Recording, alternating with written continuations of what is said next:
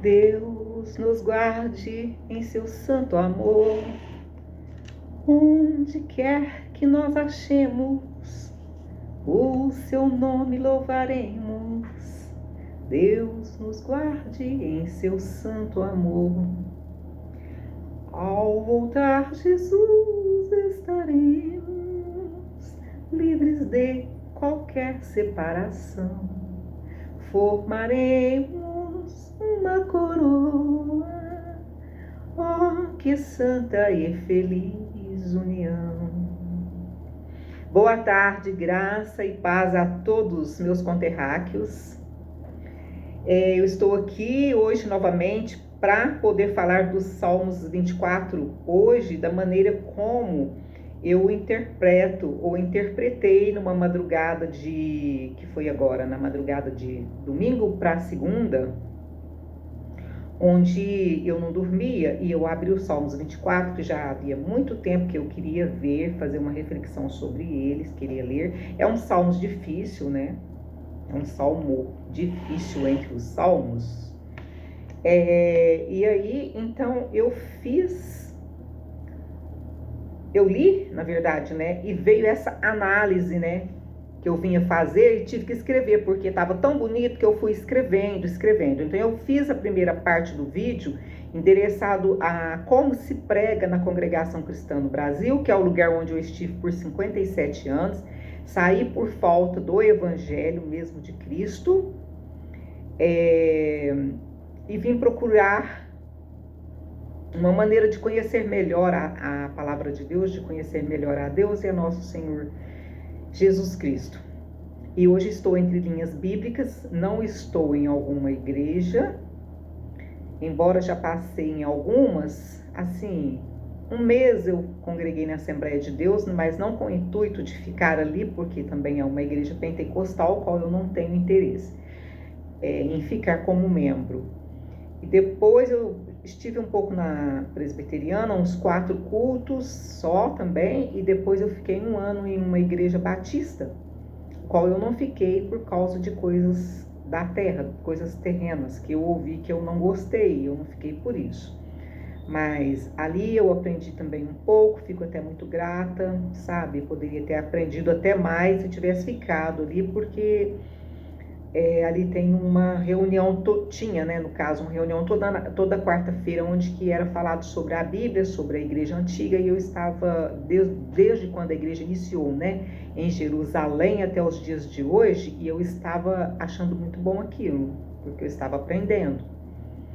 Então, agora no momento, eu estou aqui, em casa mesmo, onde eu escuto muito podcasts, eu escuto opiniões de críticos, eu escuto várias linhas doutrinárias, várias seitas, qual eu já vi entender, toda a manifestação de como que funciona aquilo ali. Então, assim, eu estou assim já a par de muita coisa. E no momento até agora, então, eu estou aqui em casa sem congregar.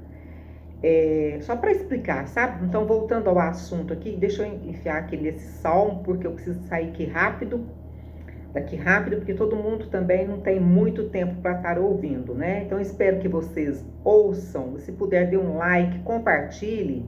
Se puder, inscreva, sabe? Para que eu possa estar falando mais, porque tem muita coisa aqui para que eu possa estar analisando. Eu quero analisar, é bom para mim, é bom para quem quer, quem precisa, quem ouve, quem quiser perguntar alguma coisa, quem quiser conversar comigo, eu estou aqui à disposição. Sempre tive muita vontade de ser evangelista, de levar o evangelho. E a gente fala assim, aqui dentro do Brasil está precisando anunciar o evangelho novamente. Está precisando anunciar o evangelho novamente. Então, esse Salmo 24, eu escrevi, como eu disse, né? Então, a poesia aí fluiu em mim e eu escrevi alguma coisa assim, né? Espero que todos venham compreender. Eu vou explicar o que eu escrevi, o que eu entendi. Bom, a Bíblia como palavra de Deus, Deus usou ela para profecia, para ele, as suas profecias, ele usou para que nós o conhecêssemos. O intuito de Deus é ele se manifestar a nós, ele se mostrar quem ele é. para que a gente creia nele e tenha vida eterna, e viva com ele eternamente. Visto que o seu primeiro homem, Adão, pecou e caiu, e foi tirado-lhe a vida eterna que ele tinha. Então, isso passa para nós de geração em geração, porque somos herdeiros tanto da carne quanto da alma de Adão. E como Deus, já ali no capítulo 6 de Gênesis, ele já sente uma tristeza muito grande com o homem e ele tem vontade de acabar com tudo que ele criou. Mas sempre aparece alguém, algum homem que lhe chama atenção e ele diz: por esse daqui eu não vou acabar com tudo. Por esse daqui eu acho que a humanidade tem jeito. Eu acho que o homem que eu criei ainda tem jeito. E assim Deus gosta ama o jeito da personalidade daquela pessoa que nasceu ali, como Abel. Depois ele gosta de vários que vêm nascendo. Ele, inclusive Enoque, que é arrebatado, né, que é tirado da terra. Matusalém, que é o homem que viveu mais anos na terra. E ele vem desse contexto todo, que ele vem assim, sempre tem algum que ele ama. Então, quantas gerações é preciso nascer para que Deus ame um homem que está entre essa geração toda que nós somos, de humanos, né? É que eu tenho percebido.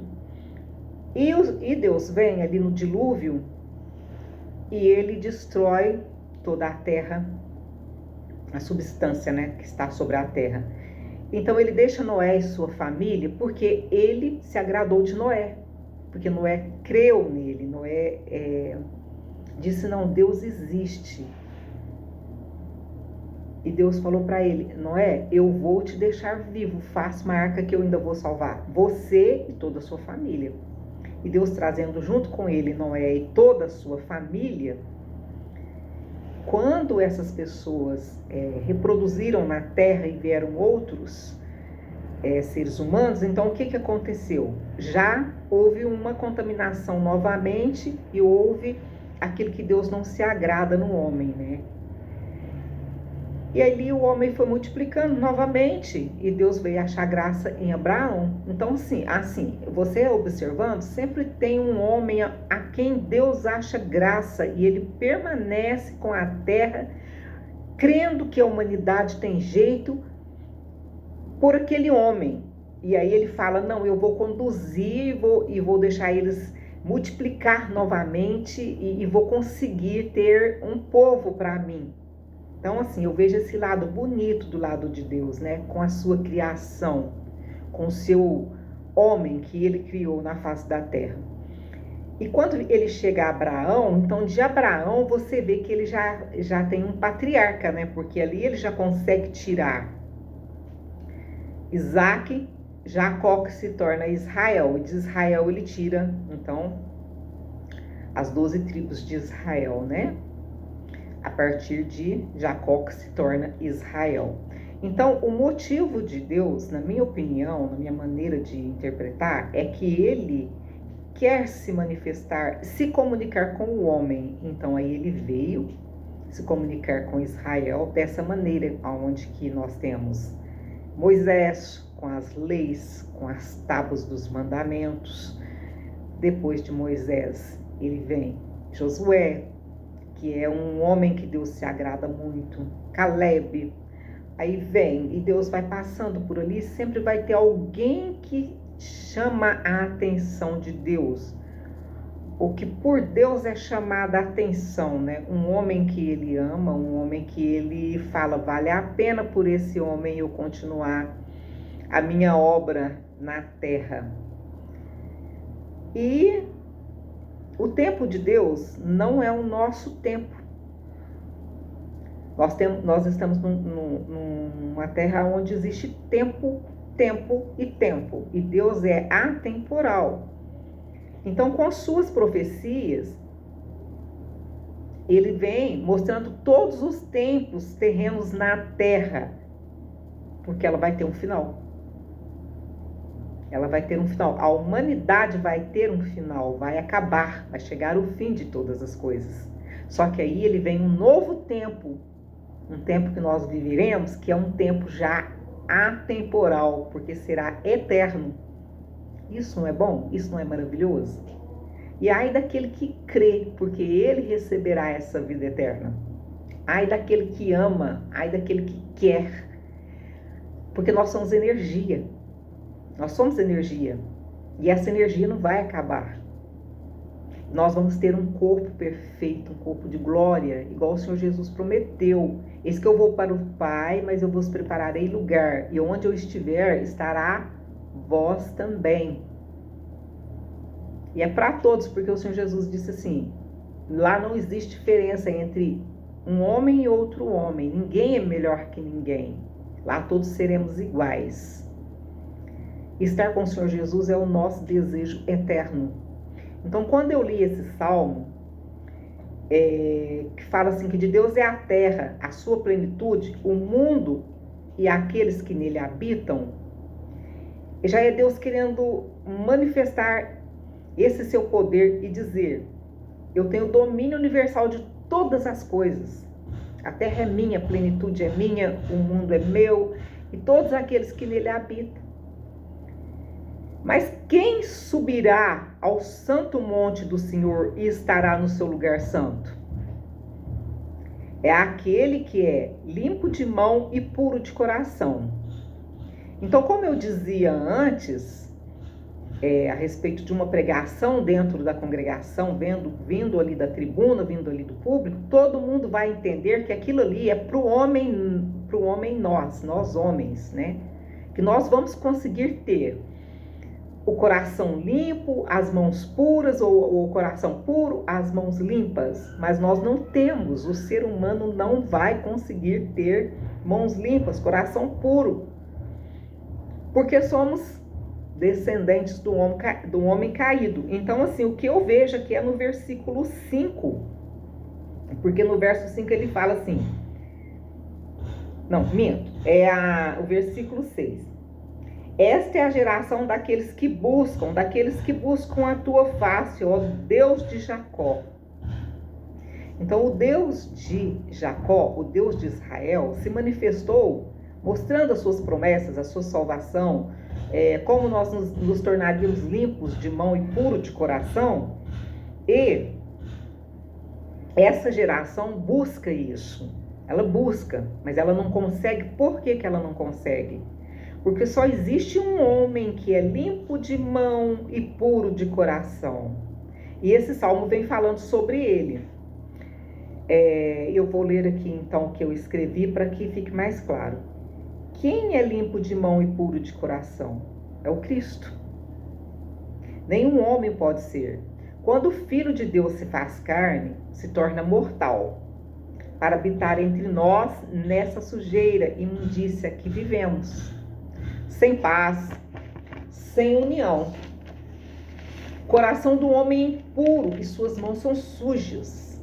Não pode o homem estar no seu lugar santo. A pergunta é, por que o homem tem que estar com Deus? Seria mais fácil, óbvio, Deus acabar com o homem. Desfazer tudo que fez para com o homem.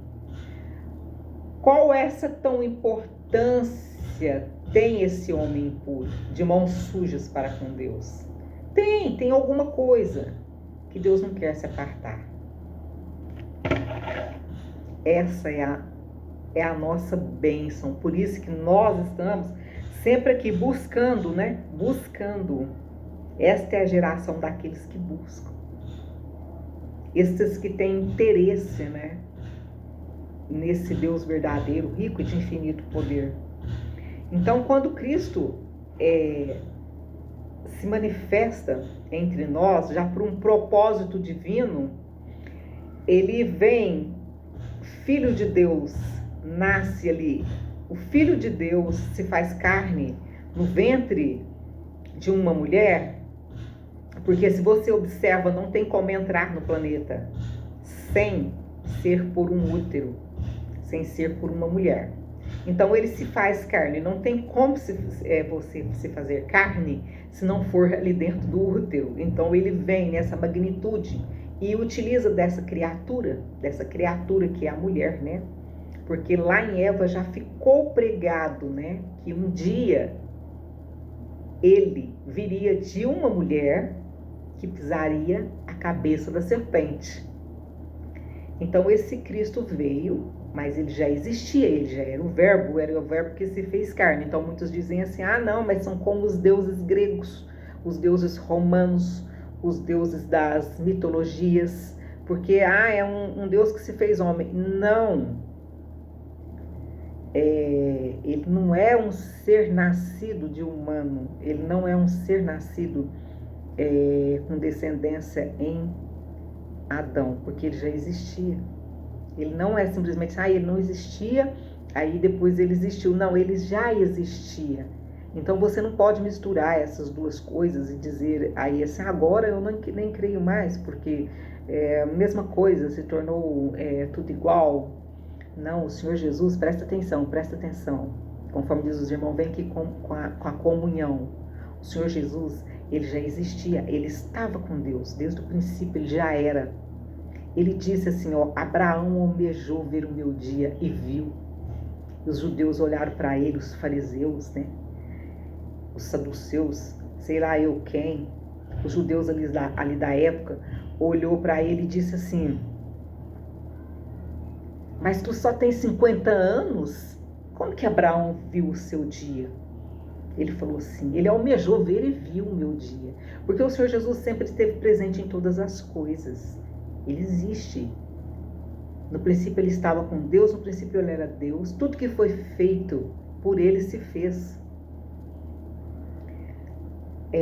Cristo, quando vem e nasce como homem, ele vem e o Espírito Santo faz com que aquela manifestação se torne vida no ventre de Maria,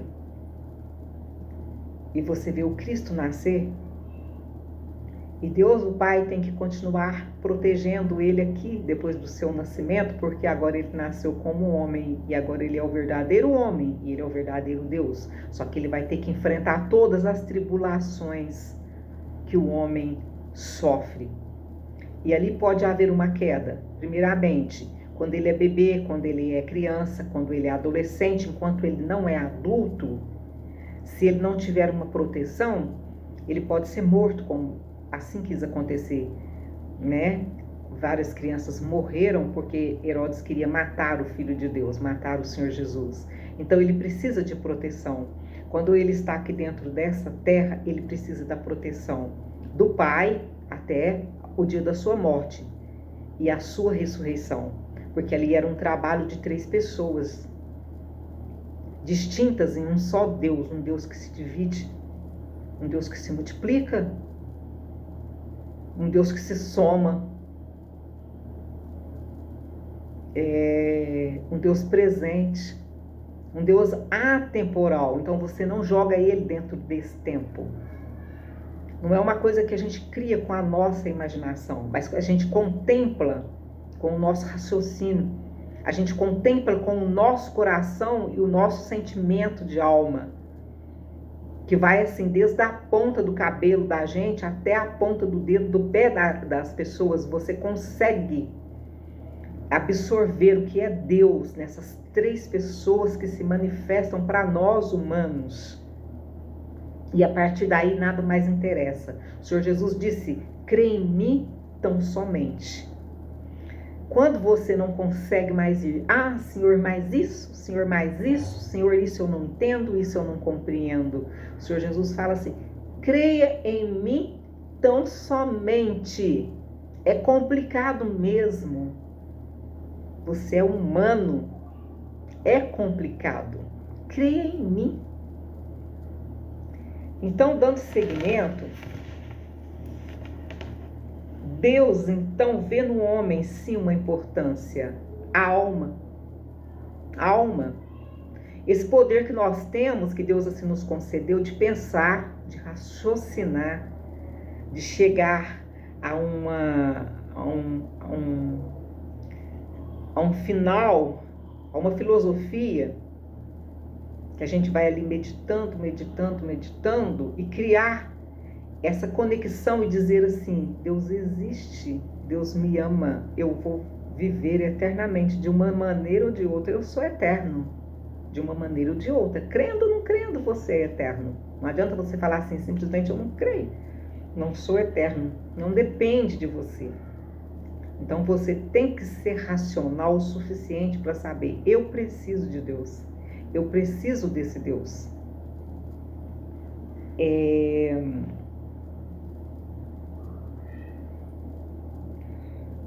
Esse Filho unigênito de Deus se fez carne, pelo Espírito Santo fez. Habitou entre nós e mostrou ao mundo a sua luz. Deixa eu colocar assim, né, para eu poder ler. E mostrou ao mundo a sua luz. Esse é o puro de mão e limpo de coração. Seu coração nunca se prendeu ao poder. Então, voltando para o Cristo que veio e está, então, entre os homens, está entre nós, diga-se lá, no ano primeiro do ano 2000, né? O primeiro ano, né? Porque é contado hoje, nós somos contados após Cristo estar no mundo. Então, todo mundo já sabe disso, né? Então, esse homem, que é o Cristo, mostrou ao mundo a sua luz, o unigênito Filho de Deus.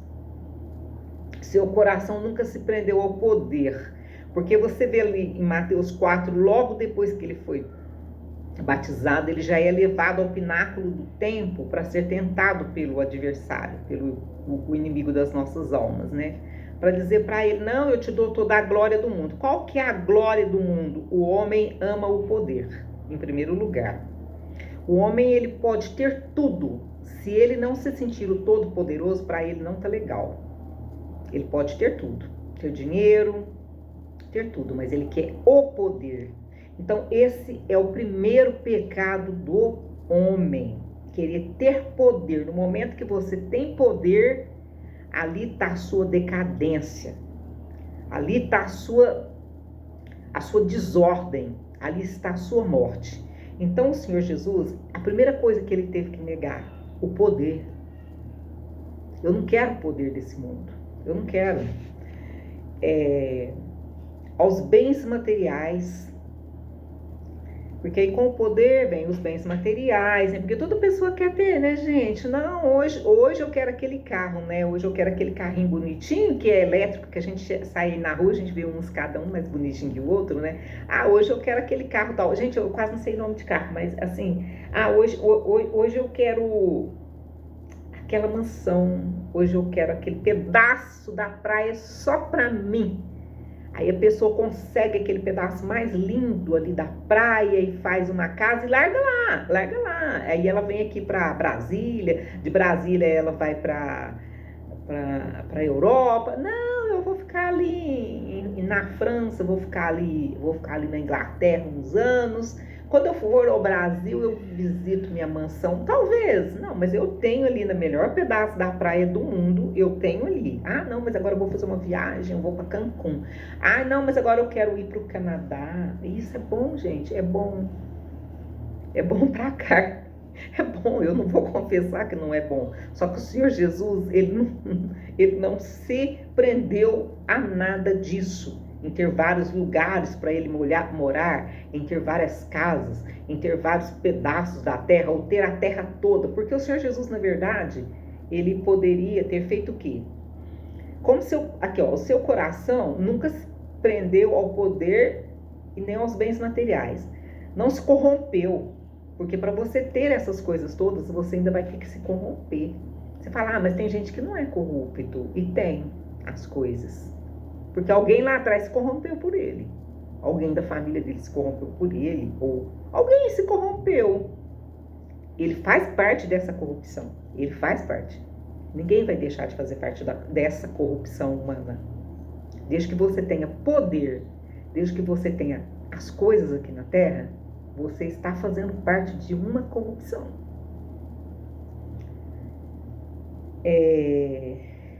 Só um ponto aí, entre aspas, que aquilo que Deus nos dá para nós sobrevivermos com o nosso trabalho, mesmo devido a esse tipo de política que a gente vive hoje, é muito difícil a gente ser corretamente certo. Ou em todas as políticas é difícil você ser corretamente certo.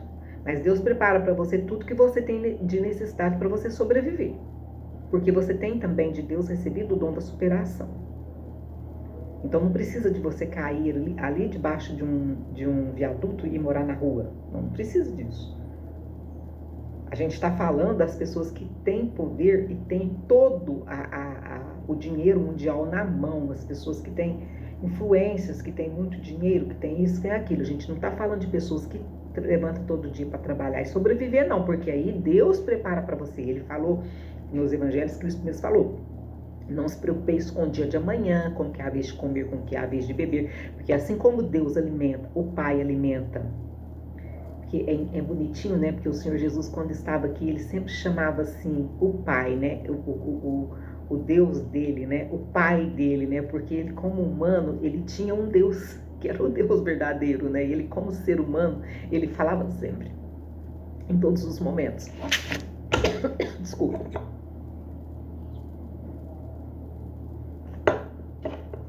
Em todos os momentos ele falava assim: o meu Pai, o meu Deus, né? Pai. Então ele tinha um pai, ele não estava aqui na Terra sozinho. Porque quando eu falo muito do planeta Terra, porque assim, eu imagino dentro da minha cabeça esse mundo, né? Essa bola que nós estamos, né? E nós temos essa atmosfera que nos envolve, né? Que nos permite ficar aqui no planeta e nós não podemos sair dele facilmente, embora muitos tentam, tudo bem. Mas assim, eu estou dizendo, nós não podemos sobreviver fora daqui, muito menos sair daqui, né? Então nós estamos presos aqui. Ficar sozinho aqui é muito difícil ou impossível. Mesmo que você não crê em Deus, mesmo que você se diz assim, eu sou ateu. Não, Deus te deu um dom de superação. Você é um humano com dom de superação. Você é um humano que tem entendimento para sobreviver. E desde aí, Deus já existe em você. Não tem como você dizer ele não existe.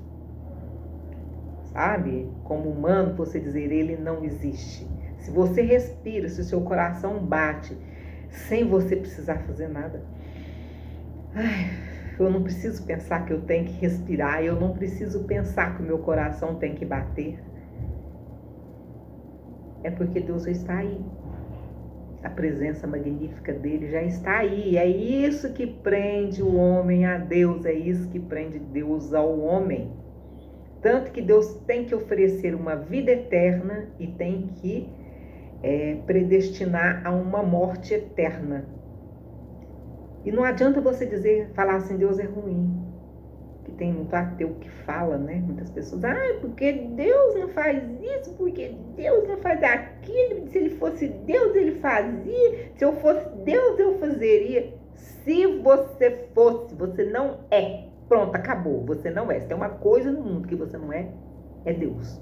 O ser humano se sente Deus entre os outros humanos. Mas ele não é Deus. Ele se sente Deus entre todo o planeta. Não vou dizer entre todo o universo, porque ele não dá conta de passar muito além, né? Ele conhece um pouco do universo, graças a Deus, devido à ciência, que eu também sou daquelas pessoas que gostam da ciência, embora eu entenda pouco, embora eu não sou tão inteligente, mas eu gosto da ciência. Do que o homem descobre, do que o homem faz, das obras que o homem pode fazer, que é bom, sabe? Que são boas obras em favor da humanidade, em favor de medicamentos, em favor de correr para ajudar o outro na dor, na aflição, na angústia, na fome, ao vestir um ao outro. Eu acho isso tudo muito importante. Eu gosto muito do ser humano nesse tema, embora a gente vê tanta coisa ruim, né? Ruim, mas a gente vê coisas boas também se manifestar. Bom, enfim, aí eu voltando para cá, porque eu já fugi de novo aqui, né? Já saí de novo. Espero que todos continuarão a me ouvir, porque eu não vou gravar outro vídeo agora também não. Então é isso, agora eu vou daqui para frente. Eu vou voltar aqui no Senhor Jesus. Ai, peraí. Seu coração nunca se prendeu ao poder e aos bens materiais. Não se corrompeu, mas calado cumpriu a missão. Cristo poderia ter dito, no momento que ele se viu aqui, né? Que seu entendimento, né? Porque a gente tem que entender, eu vou voltar lá de novo, não tem como. A gente tem que entender que quando a gente nasce como ser humano, o seu cérebro não vai ficar pronto no momento que você já nasceu, né? Então aí Cristo também teve que esperar esse processo todo, aos 5 anos o cérebro dele já está completo, para ele pensar, para ele voltar a entender aonde que eu estou, o que eu estou fazendo aqui, a sua primeira crise de existência, né? Assim eu interpretando. Então, ele leva ali aquele tempo, né? E José está ali com ele, porque na verdade a gente não sabe quando José veio a falecer.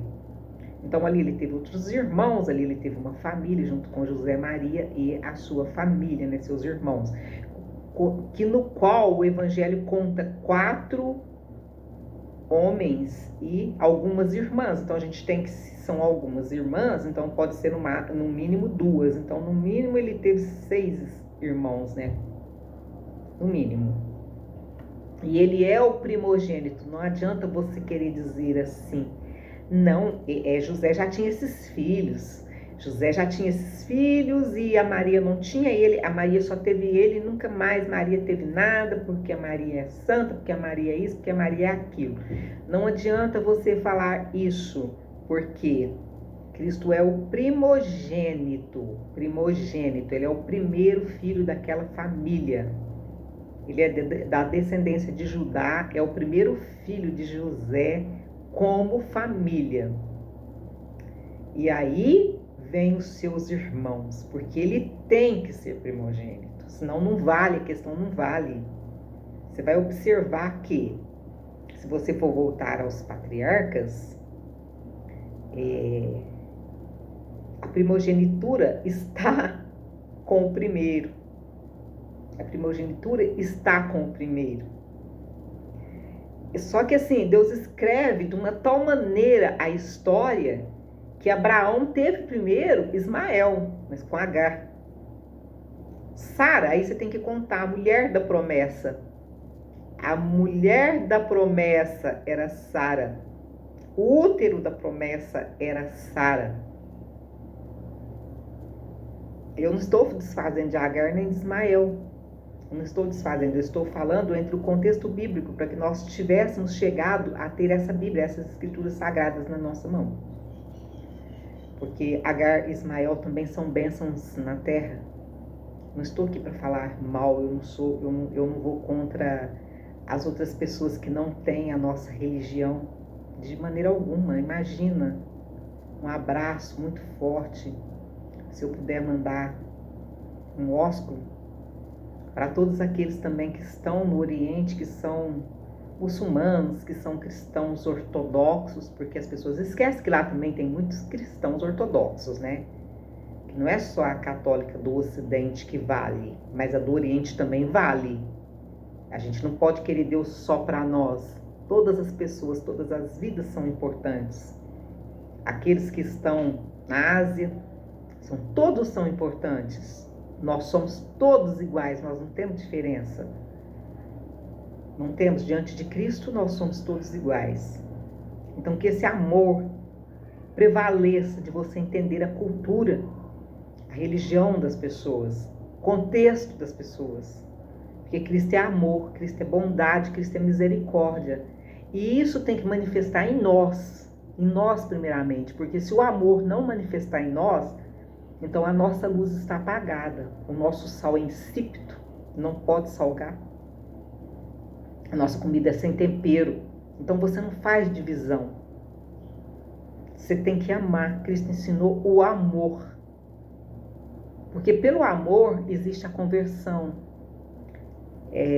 Existe a união, vai levar você a estar todos juntos com Deus. Como eu disse, assim, eu sinto a gente como energia. Quando a gente se abraça com energia, a gente consegue chegar junto ao céu. Isso é independente de qual país você esteja, de qual região do planeta você esteja. É o planeta todo. É aqui, ó. O Senhor é a terra e a sua plenitude, o mundo e os que nele habitam. Bom, deixa eu voltar. Aqui, Cristo poderia, ele não se corrompeu, mas calado cumpriu essa missão gloriosa, qual nós estamos falando aqui nesse momento. Ele poderia simplesmente dizer assim: sou homem, mas não sou maldito como vocês, porque veio a perseguição. Quando Cristo sai para anunciar o seu evangelho, quando ele sai para mostrar ao mundo a sua verdade, o mundo da época, né, a sua verdade, ele é interrompido a todo momento. Querem matar, querem tirar ele daquele contexto, dizer que ele é mentiroso, que ele está blasfemando. E quem são essas pessoas que o perseguem? São os sacerdotes da época, é a religião da época, é o judaísmo da época que o persegue em primeiro lugar e que tenta atirar ele contra César, né? Porque aí já vem um poder político, porque, como eu estou dizendo, o poder é tudo. Então aí eles têm medo de perder o trono para ele, né? É esse o Cristo que vai tomar o trono, que vai libertar Israel? É ele? Então vamos matá-lo. Vamos matá-lo. Só que assim, ele teria que morrer, ele tem uma missão. Só que a morte dele, ela tem que ser uma morte de cruz, uma morte no tempo certo, para que se cumprisse todas as profecias. E aí, Cristo simplesmente poderia dizer assim: eu não sou maldito como vocês, apesar que ele disse, mas ele não disse nessas palavras. Eu não sou maldito como vocês, eu não sou descendente de Adão, eu já sou, eu já era, eu sempre estive, eu só me vesti da carne e nasci nesse mundo para que eu viesse como homem. Eu me fiz carne. Mas eu simplesmente, como eu sou também Deus, porque eu sou filho de Deus, saí da entranha do meu pai, que o filho sai da entranha, não é? Como homem ele não saiu de uma entranha, como Deus ele saiu de uma entranha, desfez da sua glória e desceu e habitou entre nós. E o que ele poderia dizer? Ele poderia dizer simplesmente assim: eu posso usufruir disso no momento, vos esmagar com as minhas mãos, pisar com os meus pés, pegar os meus grandes desse mundo e destruir seus exércitos. Pegar os grandes desse mundo e destruir seus exércitos, derrotá-los a socos e a pontapés. Invocar meus anjos, exércitos celestiais e acabar com todo o poder eminente debaixo do sol. Mas ele fez isso? Não, ele aguentou. Por quê? Porque ele teria que subir. Quem poderá subir? Quem subirá ao monte do Senhor? Ou quem estará no seu lugar santo? Se Cristo não vencesse tudo isso, não teria como ele retornar e pisar no lugar santo, junto com o Pai novamente e com um poder celestial de dar vida eterna, de salvar almas. Ele não ia ter esse poder. Então ele teve que se humilhar e aguentar tudo calado nesse contexto de não poder dizer realmente, de não fazer aquilo que ele poderia fazer, né? Se vingar das pessoas, né? Seu coração seria cheio de vingança e a sua mão se tornaria suja como a nossa, se ele assim o fizesse, né? Gente, tá grande, eu vou ler isso aqui rápido. Mas não pisaria mais no lugar santo do seu pai. Havia saído do pai e para o pai precisava voltar. Puro, imaculado, ele é aquele que não entregou sua alma à vaidade, não jurou enganosamente. Não teve um momento que ele fez alguma coisa enganosamente, uma jura. Eu posso, eu vou fazer. Ele nunca enganou ninguém. O que ele falou, ele cumpriu. Já observou que o homem em si, para manter-se em lugar de postura, mente? Ele jura, ele engana, ele trai. Ele é herege. Quanto eu vi isso acontecer dentro da congregação. Não estou aqui para julgar esses homens. Eu não estou aqui para julgar homem algum. Eu estou aqui para dizer que os homens têm que entrar no consenso que ele é pecador. Que só em Cristo está a pureza, e só em Cristo está a santidade. É isso que você precisa. Ah, não, mas a gente não tem pecado, porque a gente batizou. A gente só tem falta e fraqueza. Não, você é pecador. Você entrou no mundo pecador, você vai sair daqui pecador. Você só não é pecador pelo sangue vertido na cruz. E se você crê que esse sangue tem poder de te libertar. Todos os dias, e você se colocar diante de Deus como pecador e pedir perdão pelos teus pecados. Enfim, a vaidade é tão grande que toma o nome de Deus em vão. Sempre foi assim. Homens que não subsistirão no dia do Senhor. Homem Jesus Nazareno, ninguém em sua época dava nada por ele. O Pai estava conectado em seu filho homem. O homem já tinha sido feito à sua semelhança, mas não conseguiu permanecer vivo. Esse é o homem natural, né? Nascia um, morria outro, e o pai ali, diante de sua obra-prima. Perdia esse homem. Mas Cristo não.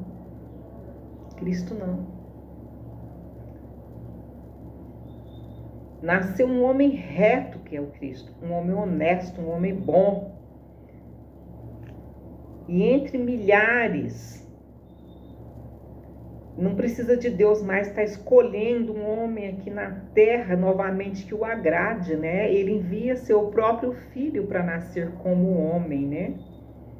O filho, um homem perfeito, primeiro, verdadeiro, o príncipe da paz. Eu o encherei de bênçãos e justiça, né? Então, quando Cristo está aqui na terra, Deus está sempre cuidando dele com bênçãos, com justiça, né? Deus tornou-se o Deus de Cristo nesse momento que ele estava aqui na terra, né? E Cristo não deixou-se cair, né? Em nenhum momento. Ele não deixou cair sua cabeça. Não deixou. O único momento que a gente vê Cristo ali assim, em aflição como homem, é quando ele teria que se humilhar à morte, e ele, como Deus, ia ter que passar pela mão dos homens e ser crucificado. Não é temer a morte, ele não tinha medo da morte, não é isso, porque tem esse ancião que pregou que ele tinha medo da morte, morrer e não ressuscitar, né? A questão não era essa, a questão é ter que se humilhar diante de homens comuns, né? De passar pela mão de Pilatos, de passar pela mão de Herodes, de passar pelo todo o congresso romano que ali existia, né? Todo o congresso romano. E depois ter que passar pela mão dos sacerdotes, né? Do Caifás, né? Do sacerdote que ficava no templo naquela época, né? Então Cristo teria que passar também pela mão dele. E para ele isso era uma humilhação verdadeira.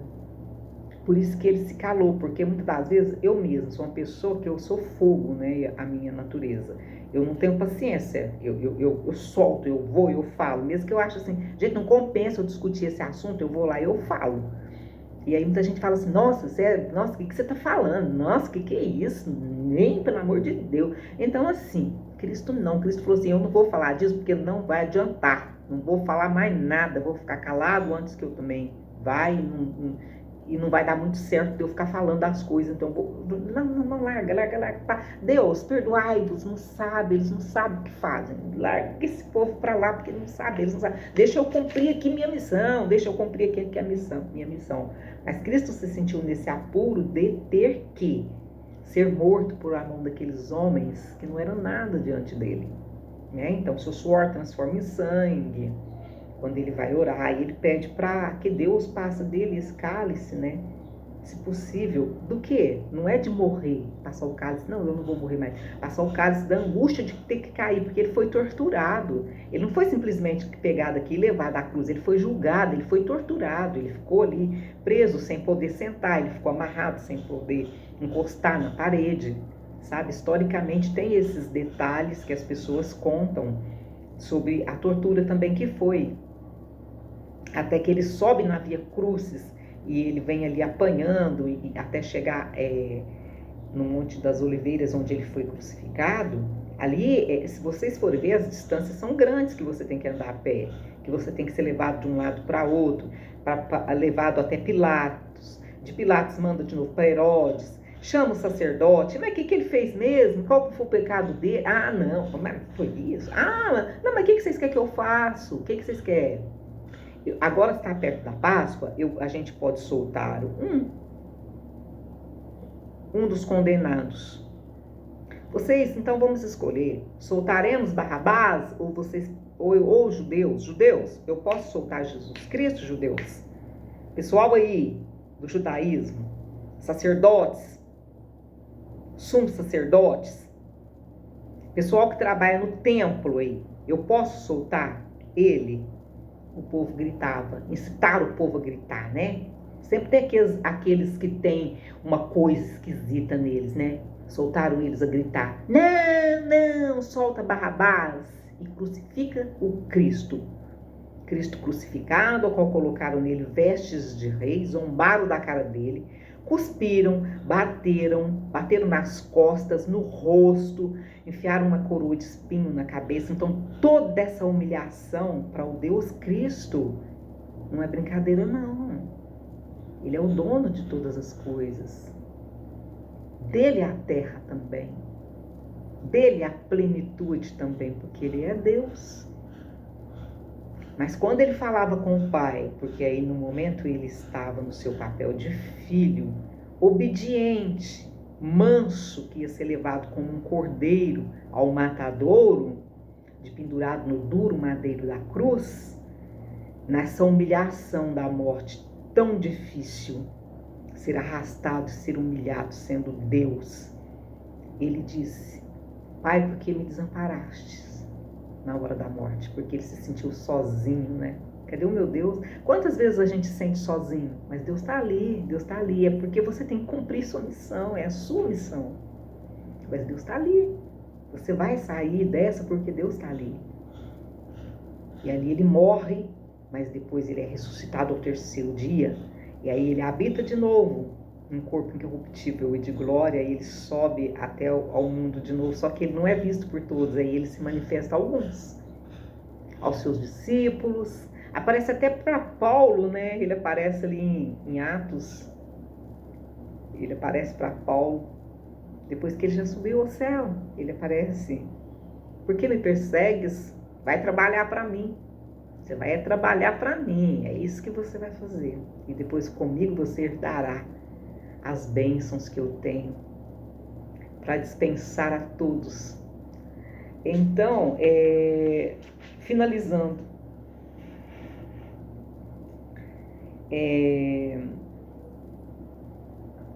agora essa geração nossa será daqueles que verdadeiramente sabem buscar a face do Deus de Jacó. Entendeu? Agora verdadeiramente a gente pode buscar a face do Deus de Jacó. Aí ele fala assim, levantem, ó portas, vossas cabeças, ó entradas eternas. Levantem todos, levantem suas cabeças e vejam. Quer dizer, abra suas portas de Jerusalém. Abra suas portas, entra o Rei da Glória. Mas o sacerdote do momento não percebeu, Caifás não percebeu que era só abrir a porta para ele entrar. né? Mas ele entrou assim mesmo e ele passeou e o povo disse: bendito aquele que veio em nome do Eterno, né? Esse é o Rei da Glória, esse é o Rei da Glória.